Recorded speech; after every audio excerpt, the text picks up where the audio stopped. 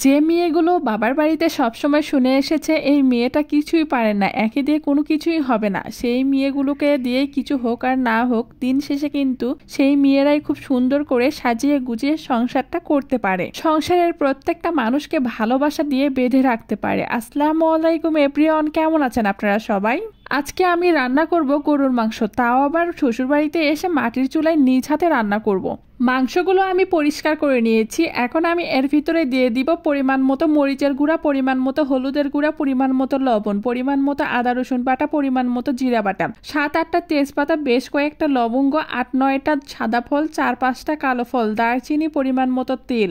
এরপরে পেঁয়াজ কুচি দিয়ে সবগুলো উপকরণ ভালোভাবে মেখে নিব। কষানো মাংসর থেকে হাতে মেখে নিয়ে রান্না করলে মাংসের টেস্ট বেশি হয়। আর যেহেতু এখানে অনেকগুলো মাংস ছিল এই জন্য বড় একটা বোল নিয়েছি, মাংসগুলো যেন আমি ভালোভাবে মেরিনেট করতে পারি।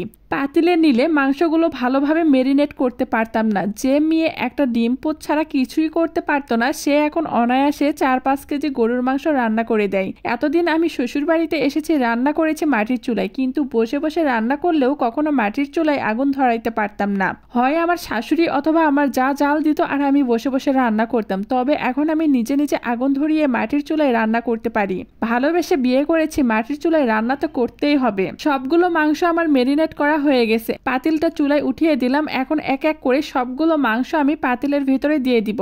একটু একটু করে সবগুলো মাংস পাতিলে উঠিয়ে দিলাম। মাংস মাখা দেখে বোঝা যাচ্ছে মাংসের টেস্ট কেমন হবে। তার ভিতরে আবার মাটির চুলার রান্না, মাটির চুলায় রান্না করলে যে কোনো খাবারই খেতে অনেক মজা হয়। সবগুলো মাংস দেওয়া হয়ে গেছে। এখন আমি এর ভিতরে আবারও একটু পরিমাণ তেল দিয়ে দিলাম। মাংস মাখার সময় অল্প পরিমাণে তেল ব্যবহার করেছিলাম, এখন তেল দিব সেই জন্য। এখন আমি পরিমাণ মতো পানি দিব। পানি দেওয়ার পরে লার্গি দিয়ে মাংসগুলো ভালোভাবে নেড়ে চেড়ে নেব। এরপরে ঢাকনা দিয়ে মাংসগুলো ঢেকে দিব।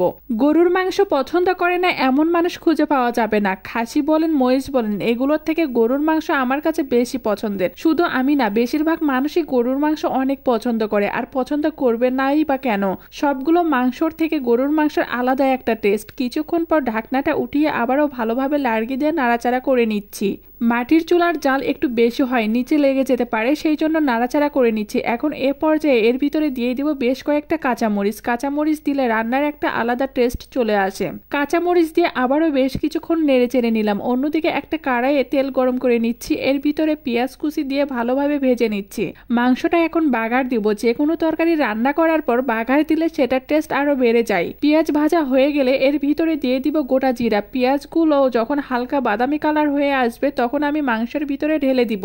আমার কেন জানি না মনে হয় গরুর মাংস অল্প করে রান্না করার থেকে বেশি করে যদি একবারে রান্না করা হয় সেই মাংসের টেস্ট আরো বেশি হয়। অন্যান্য তরকারি একবার খাওয়ার পর পরবর্তীতে বাঁচলে সেটা আর গরম করে খেতে ইচ্ছে করে না, কিন্তু গরুর মাংস এমন একটা খাবার, এটা যত জাল দেওয়া হবে মাংস ভাজি হয়ে আসবে, তখন খেতে আরো বেশি মজা লাগে। গরুর মাংস দিয়ে চালের রুটি খেতে আরো বেশি মজা লাগে। মাটির চুলায় যে কোনো খাবারই রান্না করতে বেশি সময় লাগে না। এইদিকে রান্না আমার হয়ে এসেছে।